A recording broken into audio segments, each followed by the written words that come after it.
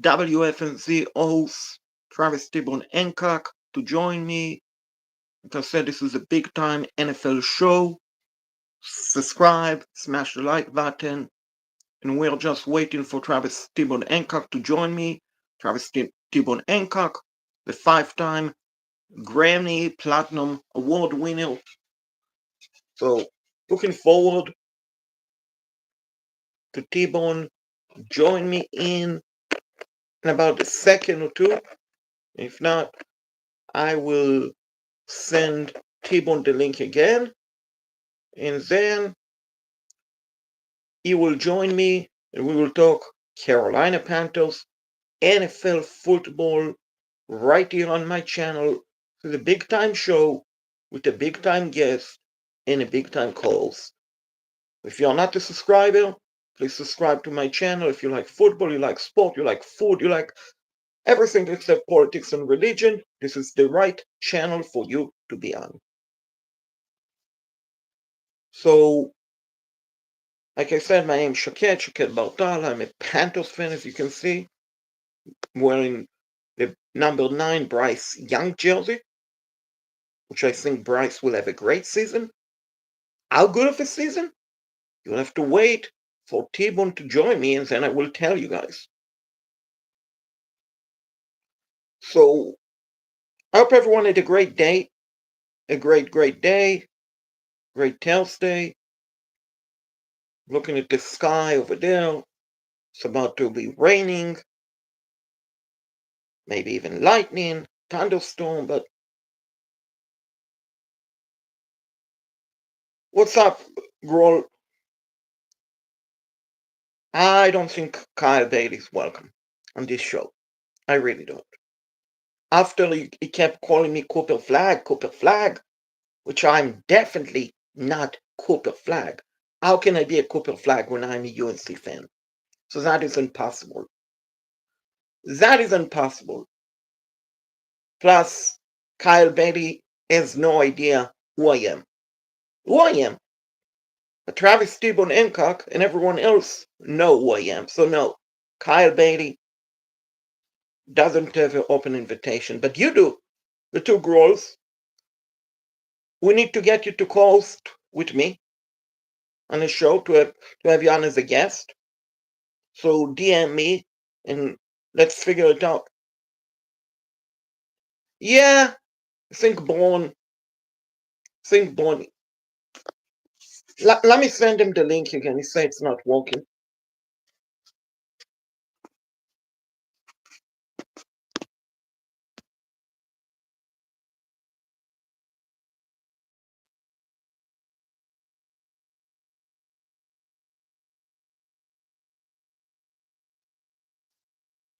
Yeah, so Born should send him the link again.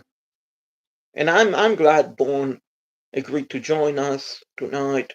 My co-host, regular co-host, Alex Bryant, is very sick with COVID, so sending him thought and prayer for a speedy recovery. And I definitely wanted to do a show this week, Wednesday, yesterday, or tonight, because mandatory minicamp has ended, and just so important to have someone else an export. Like I said, T-Bone won 5 Grammys award, and here is.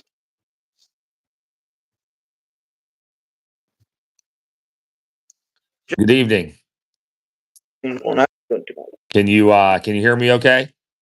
Yeah, I can hear you okay. Just I gave everyone. apologize for being late. There's a lot going on over here, but I'm glad to be here on the Shaked Bar-Tal experience. So it's good to be here.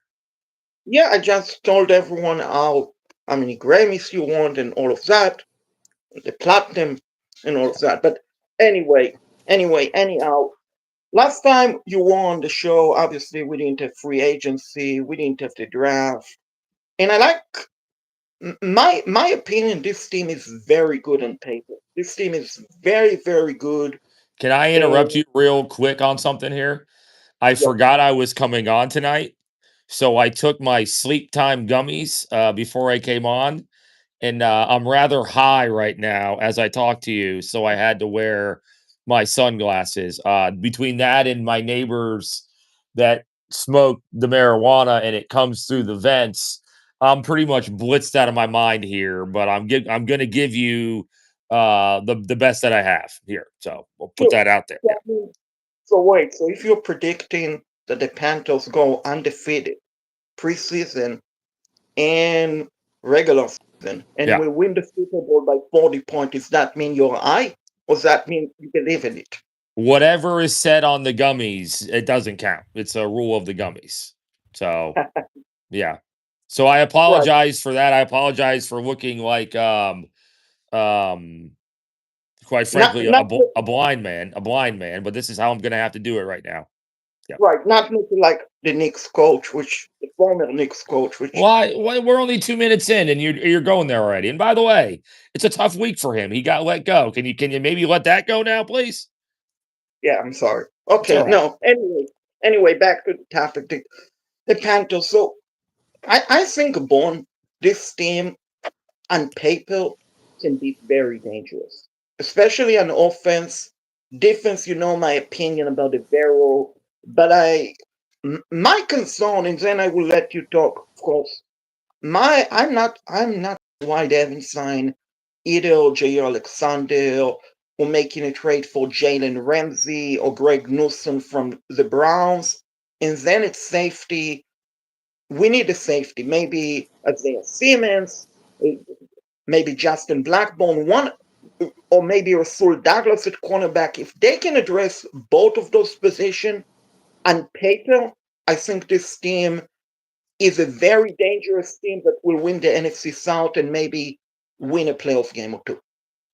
I mean, I don't know about winning playoff games. We'll see what happens within the season. It's only June. I'm sure they'll try to sign somebody. I mean, Jair just got cut the other day. They probably have to gauge his market and what he wants and what does Jair think that he's worth. I don't know. We shall see.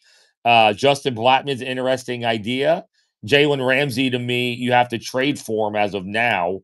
So we'll see how much that's going to take. But they're going to evaluate their roster and see what they have. And I think that I think some of the stuff they're gonna try to trust their process and some of the young guys, whether it's Smith Wade and Trevin Wallace at linebacker. I think they're going to trust some second year guys for the depth of the team too. So I think you're going to see some moves, but I think you're also going to see some trust in some young draft choices that Dan Morgan made a year ago. Yeah, I think, like I said, this team is so deep. This team is so deep compared to previous season. I remember last season we didn't do a show and all of that, but it wasn't very deep. And this team is very deep. On offense, I mean, we have a tough decision at wideout. We really do have a tough decision at wideout because, in my opinion, and I told my co-host who's sick with COVID, and I hope he's going to be all right, of course, in speedy recovery, that basically right now the set wideout, T-Mac, of course, Leggett, Sinlin, Redfro, and I'm very high on Jimmy on Jr. Very, very high. So that is five. Now, are they going to carry, are they going to have David Moore, maybe from Miami, who they signed for a undrafted for a high price, a lot of money. So they have a tough decision at wideout. And then at running back, I think we're all set. And ETN, I'm also very high on it. So we're basically the most LCS and the most set team that we haven't been in a long, long time. Yeah, but you're only as set as the injuries within a season, so we'll see what happens there. And as Charlotte sports fans, we know that injuries often will completely decimate a roster rather quickly. I don't think it's going to be David Moore and Renfro because they're both veterans. It'll be one or the other. And Canales does love David Moore, so I think it's Renfro, but it wouldn't shock me if it's Moore. But I lean Renfro. I think Jimmy Horn makes it because you can't put him on the practice squad because he'll get taken too easily. and I think you have to game plan for him a little bit because he's a gadget guy. I think Jacoby George probably goes to the practice squad. You don't have to worry. I wouldn't think about someone taking him as easily. But Jimmy Horn's probably going to be valued off the practice squad. So I would think that he probably does make it. So yeah, it's a deep group, and Adam Thielen had a ton of yards in the last 7 games, and if you extrapolate that out over the course of a season, if he played the full season, I still think Adam Thielen's probably the number one guy for most of the receiving stats. Although T Mac could be really good, I would think that Adam Thielen's connection with Bryce Young probably leads him to being the main guy for this season. Yeah, and I even left off Cocker, who luckily no one claimed him of the practice squad when they released him, because if they did, we would have a problem. And I mean, our whole line is very healthy. We have on paper we have a. I mean, I know we are injury away, but let's be honest. The teams that was last year, we no one talked about playoffs. No one talked, and it's not just me, Shaked Bar-Tal, and the crazy lad or Will Pelagic picking this team to go 12 in plus games. There is more people on board who saying this team can win 10 games at the very least. And it's because of the free agency move, the Canales impact, then what he did, and the roster overall. There's two problems though with the playoffs. Like I think they can get to 9. We'll see about 10. I think Tampa Bay is going to be one of the best teams in the NFC. Their offense, I think, is going to be awesome.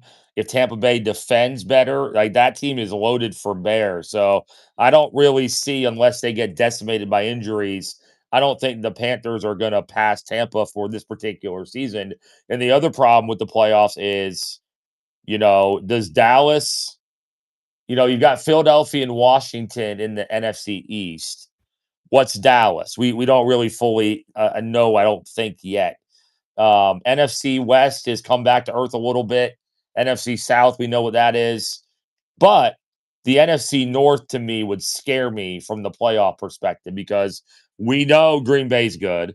We know Detroit's good. Without Ben Johnson, we'll see if they're at the same level. Minnesota's got to play with JJ McCarthy, but there's no reason for me to believe that Kevin O'Connell can't figure something out there. And I actually think Chicago is going to be a lot better. I think they've added so much to that team. There's 4, I think, legit playoff contenders in the North alone.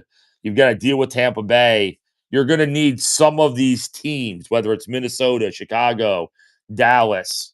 You're going to need a little bit of help along the way. To San Francisco, where are they at right now? I don't know. So some of these teams that are those wild card contenders, they got to hope a couple of those teams in the North are kind of falling back a little bit, kind of like Minnesota. But we'll see what happens. Yeah, I mean, Dallas, I'm not very high on them. I really not. I think, honestly, I think they're a very old team and injury away from winning 1 or 2 games. I mean, if Who's it? Dak Prescott, Who's that? Dallas, One you said one Cow. or two games? If Dak, if Dak suffer an injury, they don't have a backup. They You don't think have they a could be a backup. 1 or 2 win football team? If he suffer an injury, if he suffers some sort of an injury, yes, potentially. Because I mean, they have an old roster. They have a very old roster, the Cowboys. I think that realistically, they got worse by letting Rico Dowdle walk. And I'm not saying it because I'm a Panthers fan and all of that, but no, you cannot sit there and tell me that Miles Sanders is a better replacement than Rico Dowdle. Even when Miles Sanders is healthy, we are not, we are talking about more of a receiving type of a running back. Enrico Double can do it everything, literally. I mean, how many games did Dallas win last year? Dak got hurt last year. How many did they win? They won, I think, 9 or 8 games. Yeah, like they ended up, yeah. So I don't know if they're gonna go. I mean, their schedule is gonna. I mean, if the Giants are better, that would certainly be a thing. I don't think they are, but I mean, yeah. I mean, again, that's just one team in the mix, though. My whole point remains, though. I think for the Panthers to make the playoffs, they have to win the South. I don't think they're gonna get in by one of those other wild cards. I wouldn't guess, and that's going to be, can they supplant Tampa? And I don't see that on paper right. I hope I'm wrong. I don't see that right now happening. So you see Carolina finish ahead of the Falcons because I believe the Falcons are overrated. And you can tell your friend Nate I said that. I believe they're My friend who? overrated. Nate from WBTV, Oh, the yeah. WL Falcons. I'll I leave him mean, a note. Yeah. sure, please. So I think they're overrated. And I honestly don't understand why in the world did they trade a first round pick to draft James Pills Jr. because that move could backfire them for the next couple of years. I mean, he's a talent. All reports are that he's been doing well so far at minicamp, but we'll see. I think at some point, the thing that worries me about them is like we don't know how good Penix is yet, and I think at some point Bijan's going to explode. I don't know if he's going to get to a Saquon Barkley level because the offensive line, but I think coming up in year three now, I'm a little leery of that dude becoming one of the best in the game. So we'll see what happens. I think they're better. I think that they're not as good as the Panthers are right now, but I don't think it's that much. It's going to be debatable. Like I don't know how they're going to be right in the same area. I think. No, I agree with you, but Bijan, the thing is, he has a very good running back next to him. Not next to him, but on the team, Yeah. Tyler on. So the Eagles, realistically, they didn't have a good backup quarterback, running back, so it was basically all Saquon. With the Falcons, Tyler on Jill, for a lot of the teams, it could be the number one starter. So I'm not sure about Bijan and all of that. And I mean that should be all right.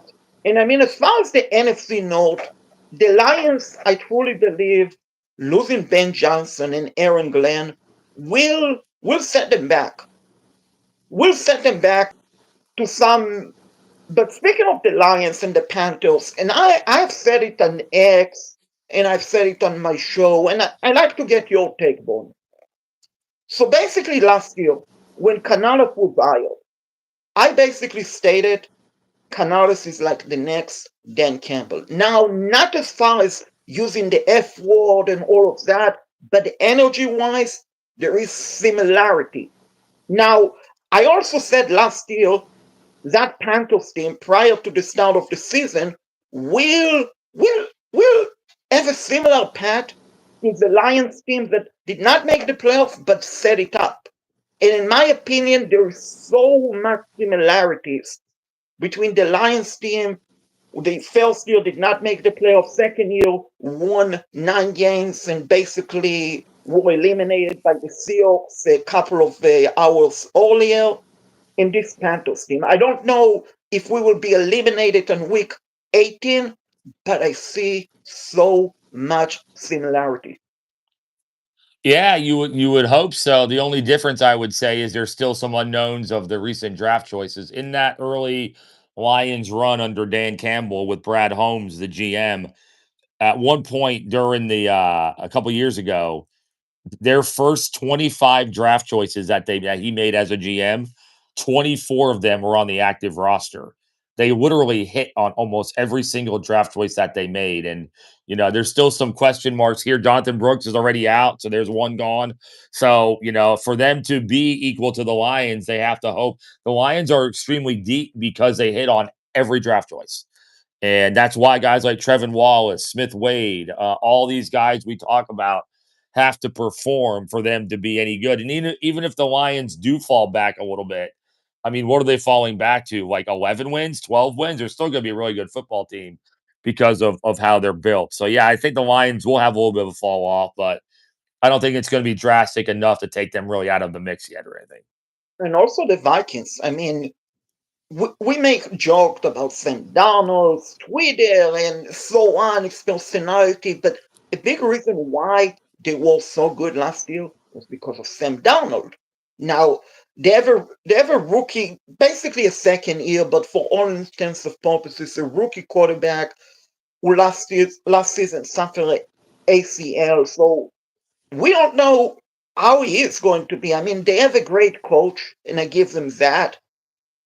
Still have the best wideout in the NFL and all of that, but They, I mean, realistically, here's what we should learn about the NFL. Before the season, we all think Team A, Team B will do so well. And when we get to the season, the teams that we expect them to do well, it's actually Team C and Team D. I mean, no one expected the 49ers to be that bad last season. Now, we can say it was because of the Madden code, CMC being undercover, and so on. But my whole point is we are expecting the teams that you mentioned, Born, to be good, to be very good, and they might, but they also might become really bad. And it teams that we don't expect, like the Giants, for example, the Saints, for example, all of a suddenly to be really good out of nowhere. Yeah, I mean, that's the beauty of the league. You never know. 49ers got hit by injuries really hard last year, like ridiculously hard. So we'll see how they bounce back, and they got rid of some players as well. So we shall see. You mentioned Minnesota. See, I don't know. Did Sam Darnold make them that good, or did Kevin O'Connell make Sam Darnold that good? And Probably both. that's the question. Kevin O'Connell is that good of a coach, and he's still got all the offensive pieces there. So I don't know if Minnesota's going to be a two-loss team. That seems a little ridiculous to think that, but I don't know. There's no reason for me to believe that you and I could probably play quarterback for Minnesota right now and do some things. So I wasn't the biggest McCarthy guy coming out, but I think that I believe in Kevin O'Connell. I think they'll just be fine. Now it's a tough division, so who knows? That's the thing about it with Chicago getting better, and I think they are. And Green Bay maybe being better than we. Green Bay, I didn't think was as good last year as we thought they were going to be. But if the Bears are better, Green Bay's playing better. Well, that's going to put a little dent in the win total, I think, for the Lions and the Vikings. But all four of those teams, that's going to be a fun division to watch. Those quarterback battles, those coaching battles with the connections of Ben Johnson, Chicago, and the rivalries. NFC North has a little bit of juice right now. That's going to be a fun division to watch how that plays out this year. Yeah, I agree with you, but here's the thing about the Panthers. They really don't have true number one wideout. I mean, their number one wideout, Christian Watson, I believe he suffered a torn ACL like at the end of the season, Well, if I remember.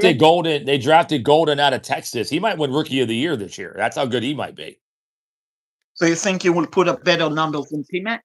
Well, the reason I say that is because Jordan Love throws that deep ball beautifully, and he hasn't had guys making catches down the field.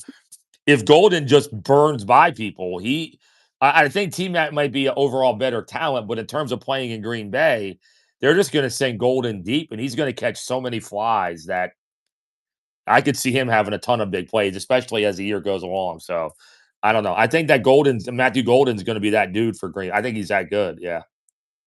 Yeah, I mean, I agree with you, but the thing is, you need multiple wideout.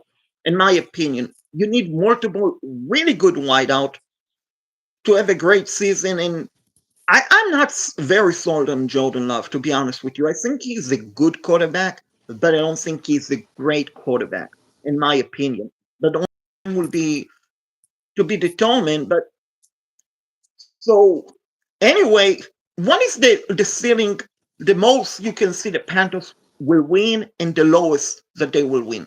Of course, injuries and all of that. I think the lowest would probably be, I'd say, 5.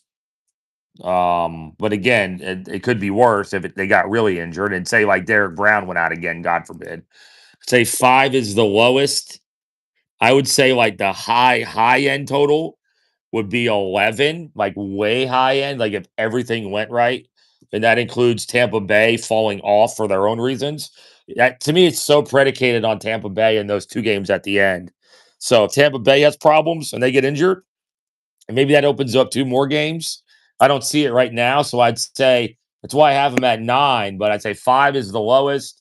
11 is like the way high end, but I wouldn't bet on the 11, but that's like the ceiling number I'd put it at. So you see them. So do you see them, of course, sweating the Saints? I'm assuming splitting with the Falcons Yeah. and Yes. splitting with the Bucks. Saints, I don't even think the Saints are really wanting to win much this year. I think they want Arch Manning or Nussmeyer or somebody. I think the Saints are finally at that point where winning is out the window. Atlanta probably conservatively, I'll say a split just to be fair because I think they are that close. But I think the Saints are winning like 2 games the entire season. So I don't think one's going to be the Panthers unless it's some Saints might win one late or something when a game is well, but they might not even be trying to win late. So I don't know. Yeah, Saints might be the worst team in the league by far. Like not even close this year. I think the Browns have a say to it. I really do. Yeah. I think the Browns and the Saints.